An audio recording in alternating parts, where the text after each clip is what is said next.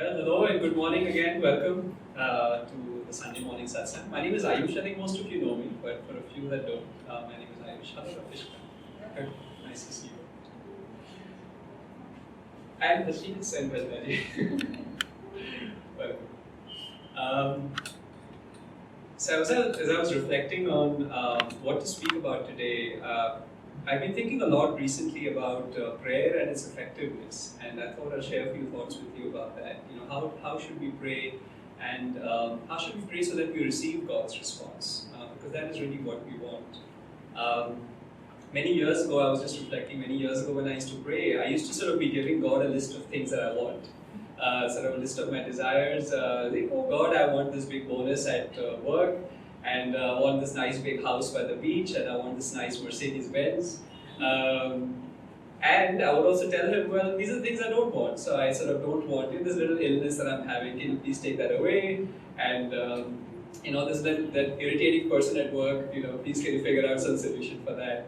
So those kind of things. And it was, I think that the impression that we also sometimes I was certainly running with was that life should just be easy and comfortable. And it's sort of God's role to sort of be the Mr. Fixer, that anything that I find that's uneasy or uncomfortable, I just have to tell him and he'll take care of it. But very surprisingly, I used to then wonder why God simply didn't bother to respond to any of all those demands. And I used to really reflect on that. I was like, well, I'm praying and just nothing is happening. And then and sort of the mind wants to almost sort of put the blame on the difficulties that are happening in our lives on other external circumstances, on other people, for example. So because I would say, the reason I feel so upset is because my girlfriend treated me so badly, for example, or the reason I feel upset is because my mother-in-law has been talking horribly to me of late. Or we say, the reason I'm feeling unhappy is because I just received the notice from the income tax department and they are sort of chasing me. Or now these days the GST department, if not the income tax department. And the best one I've heard of late is basically the reason I'm feeling so unhappy is because Mr. Narendra Modi has decided to change the tax rules and to change to remove half the currency in my pocket, which is the reason why everything is just going horribly, which is why I'm feeling so bad. So in a nutshell, we always tend to say that the reason why I'm feeling this pain in my consciousness is because some external factor is causing that particular pain. But when we come onto the spiritual path, we start to really realize and understand that, well, there's really nothing outside of ourselves that is actually really causing that pain. We are really the architects of not only our circumstances, but we're also the architects of essentially our consciousness and what we experience in our consciousness. And Yogananda says very unequivocally that God made us perfect. He made us that we are divine, and he gave us free will, and He also gave us the power to reason. Now, interestingly, if we actually choose to align that free will and that power to reason with the divine will, then we will experience joy. We will experience that divine joy. But if we choose to break those divine laws, then we will experience unhappiness, or we will experience suffering. And very interestingly, Yogananda uses this phrase, this law obviously works perfectly. He says that for every action we essentially receive lawful results. So really, when we start to understand that, well, we ourselves are responsible for our own consciousness, the idea, of course, is not to use this line of reasoning to point the blame at ourselves and say, oh, I'm such a horrible person, and I'm guilty, and all of that. But to really empower ourselves, to really say that, well, if I am the architect of my circumstances and my creation, my consciousness, then essentially I have the power to undo that, I have the power to change that as well. And the most amazing thing is that not only do we rely on our own power, but we actually have the power of God that is behind us to support us. As long as we know how to tap into that power, as long as we know how to ask for the help in the right way. And that is really where prayer comes in. And the reason why many times when we pray, Yogananda says the reason why prayers are really not effective is because very often they lack concentration. So think about it, when we're really praying, are we really fully engrossed in that prayer? Or is our mind sort of running away in all sorts of 10 directions, thinking about many other things? And very importantly, is the feelings of our heart, are they really involved in that prayer? Or are we sort of again thinking about, is our heart sort of, these desires and those desires are really sort of taking away from the power of the prayer? So essentially, we need to give our prayers power. And for that, Yogananda has actually given us, in fact, the whole book. It is Whispers from Eternity. And you can sort of think of this book almost as a manual on how to pray. It's just the most beautiful book. And Yogananji, in fact, writes at the back of the book, he says, there are 3 Bibles from which I draw my inspiration. He says, the Christian Bible, the Hindu Bhagavad Gita, and my whispers from eternity, which were given to me by God. And Swamiji, in fact, writes in the preamble of this book. So Swamiji, Master wrote this book and Swamiji edited it. As Swamiji writes, he says, I consider this book the supreme contribution, spiritually speaking, of my life. Now, both those statements by Master and Swamiji are very, very powerful statements. And as disciples of this path, it really behooves us to really stand up and pay attention to why Master and Swamiji are actually saying those things. And I've seen this certainly for myself, and I suspect for some of you as well, that you sort of seen this book and you sort of glance by it and you sort of know that it exists, but you don't really tune into it and don't really grasp the power that's sort of offered in this book. So I just want to share some thoughts which will hopefully help us tune into this book and sort of go deeper with that. As Yogananji writes here, that he says these prayer demands that he calls them, he says they were given to him by God and they are really not his own. And the way Yogananji describes it, he says that essentially the experience of that prayer is something that Master experienced, and that's something that he's now articulated in words. And he does say that the words are incomplete in expressing that spirit that's behind it. So he urges us as devotees to really, and he almost says very beautifully and very poetically, he says, penetrate the ink and the paper to sort of see the power that's really behind and sort of draw on that particular power. Because that's the path that we're trying to access. When you really sort of go through this book and you sort of start reflecting, you actually see that this book has a prayer for each and every circumstance or situation that a true devotee would ultimately experience in their lives. So say, for example, if we're, say, having financial difficulties, for example, Yogananji Master gives us a prayer for prosperity. And so in fact, the name of that prayer is, it's a demand for prosperity. He says, Thou art my father, I am thy child. So if we're, for example, feeling sad and depressed, Master gives us a prayer so that we can become cheerful and happy. So he calls it, Make me a smile millionaire. If we're feeling guilty about past mistakes and want freedom from past errors and from the guilt, he gives us a prayer, I am the butterfly of eternity. What if we're facing a chronic disease and if we're facing possibly the prospect of death? Yogananji gives us a prayer. He says, I am thy bird of paradise, wishing to fly in thy astral airplane. And if we feel no devotion, Master gives us a prayer. He says, he gives us demand for fervor and divine love. So really and the book goes on and on when you see it, to really each and every situation that we can possibly imagine, we have a prayer for that. And most importantly, it's Yogananji gives us the right spiritual attitude that we need to adopt when we're in that situation, so that we can essentially use God's power to come out of it. And that is very, very important to understand. What is the right attitude? And Swamiji always emphasizes this a lot. He will always say the right attitude is one of the most important things in the spiritual path. The Kali Yuga way of praying was that we're sort of this beggar and we're trying to appease this king who has this power, and somehow we have to flatter him, or somehow we have to persuade him, or sometimes we have to nag him to give us what we want. And essentially it's based on his will. If he wants to give us something, he'll give it to us, or otherwise he'll just ignore us. But Master says that is not the right way to pray. The right way to pray is the way in which a child demands of his parents and the way the child loves his parents. He says that is a relationship that we have with God. He is our divine father, he is our divine mother. And Yogananji very beautifully says that God is the nearest of the near, the dearest of the dear.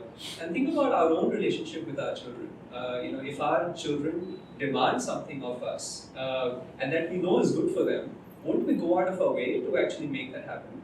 We will, of course, right? And think about it, God of course loves us infinitely more than our own parents love us. So He's waiting for us to really ask so that He can fulfill those demands. But of course, at the same time, if the parent knows that if the child is asking for something that is not appropriate and that is not going to be helpful, no matter how much a child likes it, the parent is not going to give it to him, right? And that is exactly the way God also looks at us. So there's a great amount of warmth and comfort that we can expect, but at the same time we have to sort of tune into that relationship of the child and the parent, which is why Jesus also said in his teaching, he says that if you ask your father for a loaf of bread, will he give you a stone? So we always must remember that relationship is very real, and we need to kind of get tuned into that. So, how should we pray?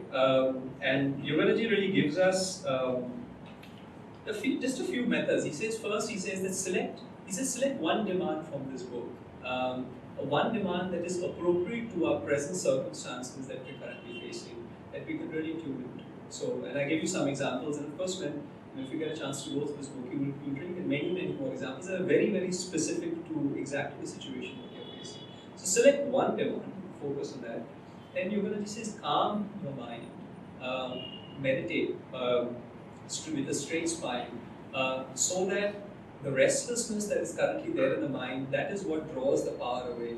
And Master uses this example of a wet matchstick. He says that if you take a wet matchstick and you keep trying to strike it to produce that spark, it will just not produce any light. But if you essentially, and that's exactly what happens to the restless mind. The restless mind essentially takes the power away from the mind. So we need to calm the mind, we need to center ourselves. Then we need to read and we need to meditate on that particular demand until it really becomes really part of us. So we need to, of course, read it again and again, read it very slowly, really try and tune into that demand.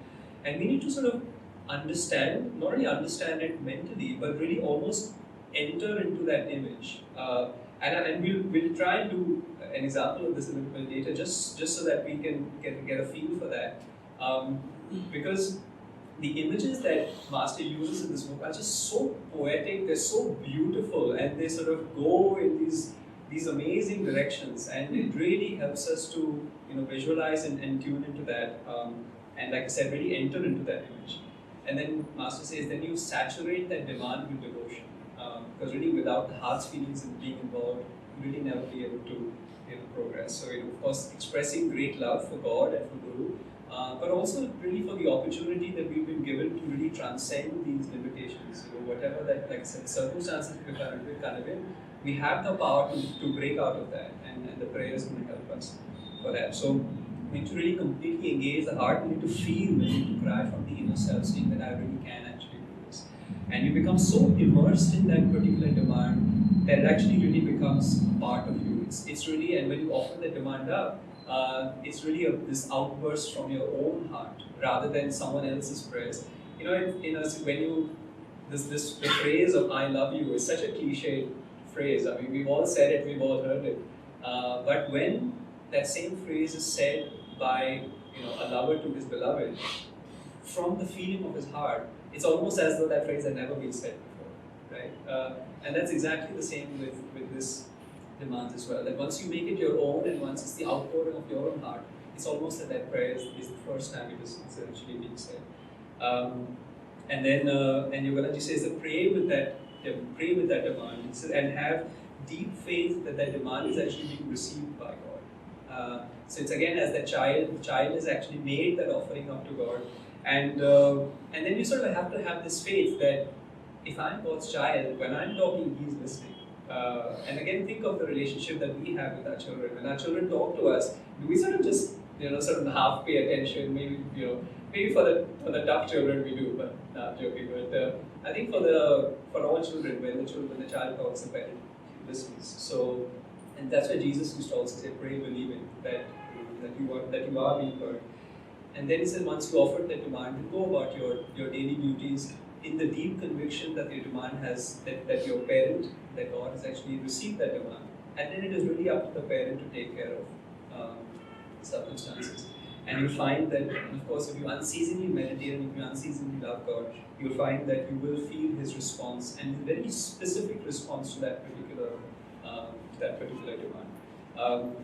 I want to actually share the story that just came to my mind right now. I just want to share this, that when Yogananda was a little boy, probably about 4 or 5 years old, young boy in his home, and he noticed that a lot of his family members used to receive letters the postman used to come and deliver letters, but no one used to write letters to him, to a young boy. So he used to just keep wondering, and he was a bhakta right from his childhood. So he would always wonder, why has God not written a letter to me?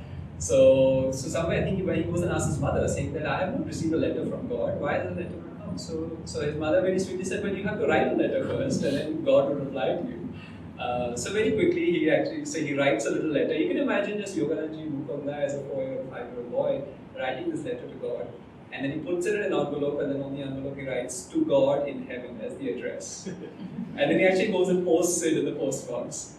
And then he's waiting and waiting, and every day he goes, and he's waiting for the postman to come, and he goes, runs up to the postman, says, oh, is my reply, has my reply? And the postman says, no.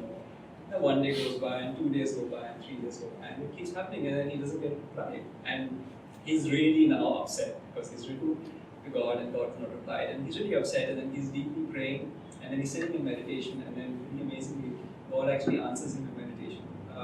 So the story goes that he actually sees a very specific reply to each and every answer that he's written in that letter. So we know from that story that God is listening to what we ask, and essentially has the ability to answer us very, very specifically. So keeping that in mind, and before we actually get into a prayer of our own, I just thought it would be helpful to just hear Yogananji praying so that we can tune into that same vibration, we can tune into that same power, and really pay a lot of attention, not just to the words, but really pay attention to the intensity of his heart's feeling, the devotion, really the sort of the aspect of the demand aspect that Yogananji is trying to communicate to us. That as child, if we ask him a parent, how should we really ask? So let's hear that. The day is done, refreshed and sanctified with the sunshine of the day. I pass to the portals of evening, dimly adorned with faint stars, to enter into the temple of silence and worship thee. I worship thy spirit of approaching calmness. What prayer shall I offer? For I have no words to offer thee. I shall light a little fire of devotion on the altar of my soul. Will that light suffice to bring thee into my dark temple, my dimly lighted temple, dark with my ignorance? Come, I crave, I yearn for thee, my beloved, my infinite beloved. Come into the temple of eventide and receive the unctuous fervor of my soul. In the temple of darkness, thou and I, my beloved, ever in the eternal oneness of spirit, all the fragrance of my devotion, all the deepest love of my heart, I lay at thy feet of eternity. Receive, my beloved, receive. In thy omnipresence, I spread my devotion everywhere. Receive, my devotion, receive. Receive the call of my heart.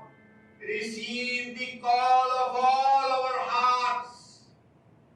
The harmony of our hearts, the symphony of our devotion spreads everywhere from the incense bath of our souls. Our beloved, mighty Spirit, receive the devotion of our souls. We pluck the blossoms of devotion from the garden of our souls and make a bouquet for thee. Receive what is ours and what came from thee. Infinite beloved, infinite Spirit, thou hast created us against our will. Free us. This is our prayer from our hearts. Beloved, listen to our prayer. Listen to the unctuous fervor of our souls. Receive our humble offering in the temple of eventide. Just take a moment to feel that power of that prayer, to feel the vibrations of Master's voice.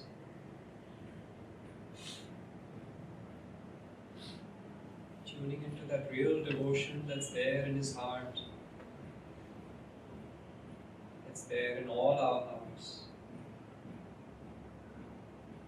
It's waiting to be offered to the Divine Mother.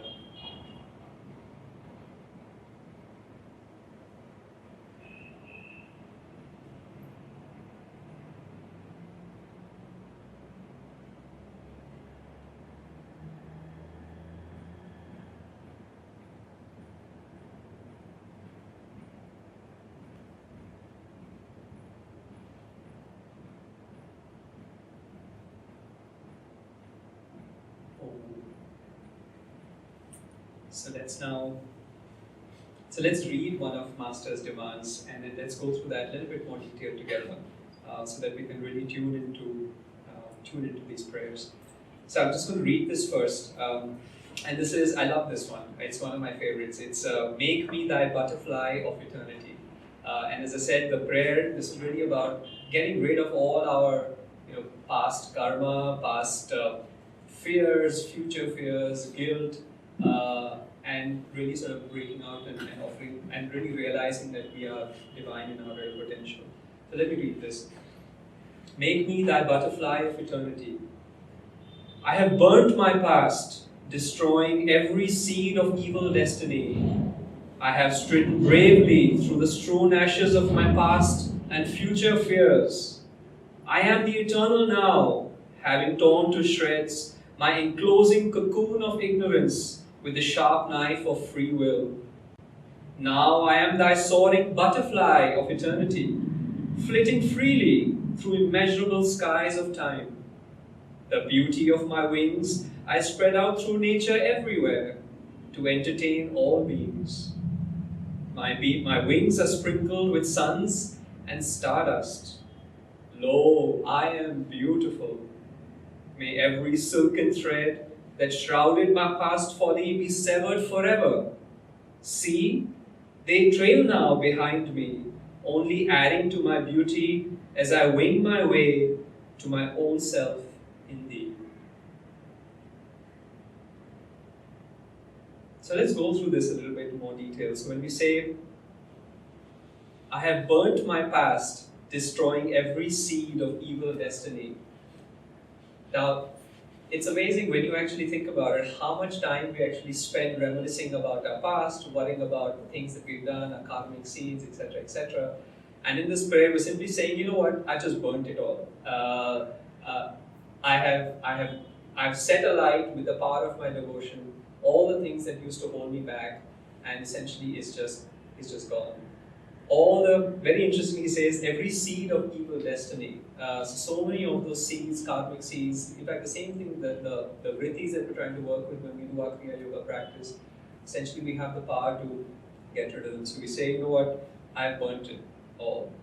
And now I've stridden bravely through the strewn ashes of my past and future fears. So think about it, and what I'm urging you to do is really try and visualize these images, because that is why your Master has given these to us, and we'll try and make them real. So think about it. I have now burnt my entire past and all my seeds of destiny, and now I have the ashes of those lying around me, and essentially I'm striding through them bravely through the strewn ashes of my past and my future fears as well. So I not only have I given up what I'm worried about in the past, but I've also given up worrying about what is going to happen in the future. I am the eternal now. So essentially, time does not exist for me anymore. I am here in the present. And how many of us actually continue to always live?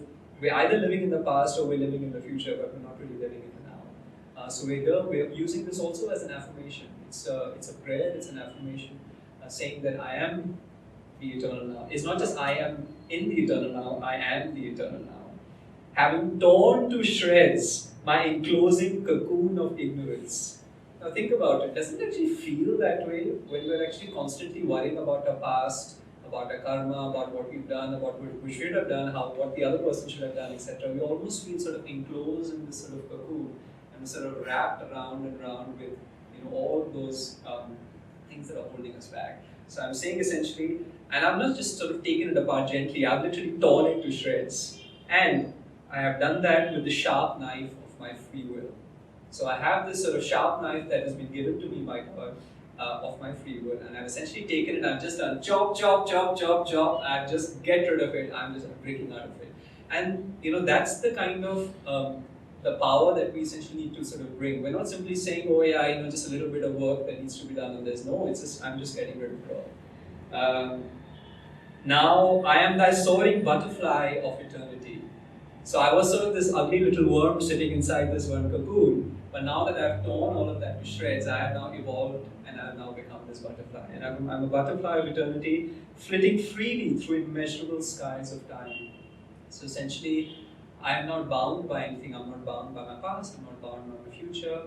And immeasurable skies of time. Now just visualize an image that you sort of visualize eternity. And we're sort of this beautiful butterfly that's just floating completely free. And we all as children, and I'm sure that even as adults, when you see a butterfly, what do you feel?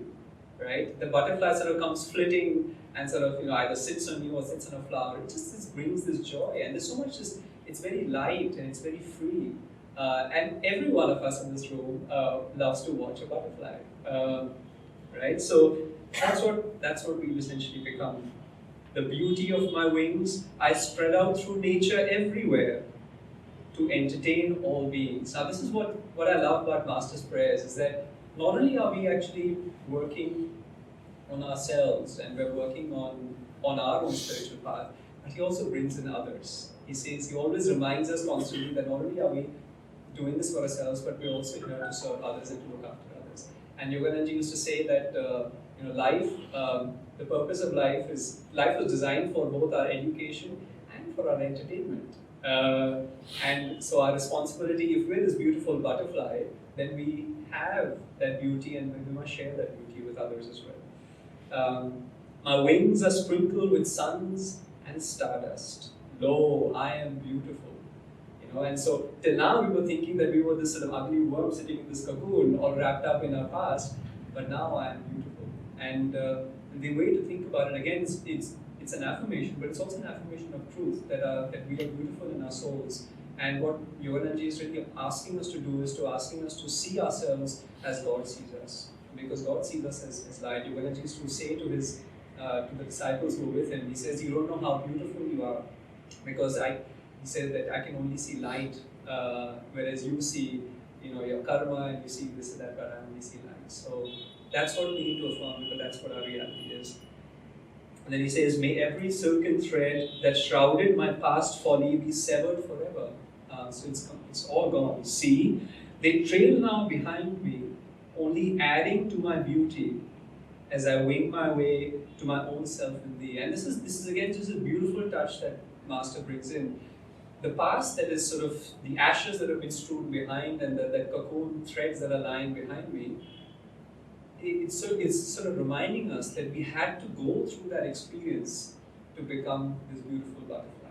So essentially, all of those things are trailing behind me, but they've essentially added to my beauty, and so we must kind of recognize and put that into context. And as I wing my way to my own self in thee, so essentially all we're doing is really expanding our potential, expanding our awareness, essentially to become infinite. So I really urge you to pick one of these demands, just play with it, experiment with it, and you'll find great results, and you'll find really a deep response from God when you really tune into that with devotion and with power. Yogananji very beautifully, he calls them his answered prayers, which means that essentially a portal has already been opened. These prayers have already been answered. All we need to do essentially is step into that vibration so that these prayers can really become real for us. So when we pray going forward, try not to pray to be rescued.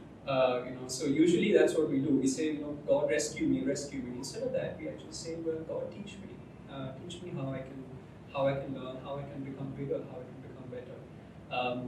And instead of praying to God for things, instead pray to God for really giving us the mastery over our consciousness, because really that is the only project that's going on. What God is doing, He's training our consciousness. And if we have mastery over our consciousness and we realize our divinity, then we essentially have really dominion over the whole universe, because whatever is the Father's belongs to the child. So if we pray with that power and conviction, but we have to bring in our power into it as well. It's not that God is going to simply give it to us. When we add our power, that's when God sort of comes in and helps us. Which is why Yogananda used to say the highest prayer is, I will reason, I will, I will act, but guide thou my reason, thought and activity to the right course and everything. So our involvement must be there, but once we are engaged in that activity, then essentially God steps us and He guides us and He helps us. And I just want to end with a few lines from this poem that Yogananda wrote, and just a few lines from the whole poem. The poem is called When I'm Only a Dream.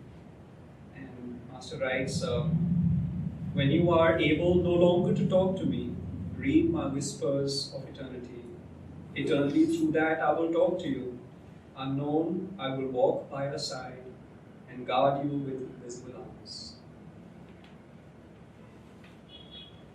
So let's end this satsang now with a little arti. And instead of playing a chant, I thought we'll just play a beautiful prayer song that Swamiji actually wrote. And I think most of you are probably familiar with this song. It's called Cloisters. And it's one of my favorite songs of Swamiji. So I thought we'll play this. And this particular recording, Swamiji plays this, singing this, a little bit in Italian, a little bit in English. So really, but try and tune into the feeling of the song. And you'll find that, and try to really awaken the devotion of your heart and offer it up to God in the way that Swamiji is offering it up. So let's just do that. So I request everyone.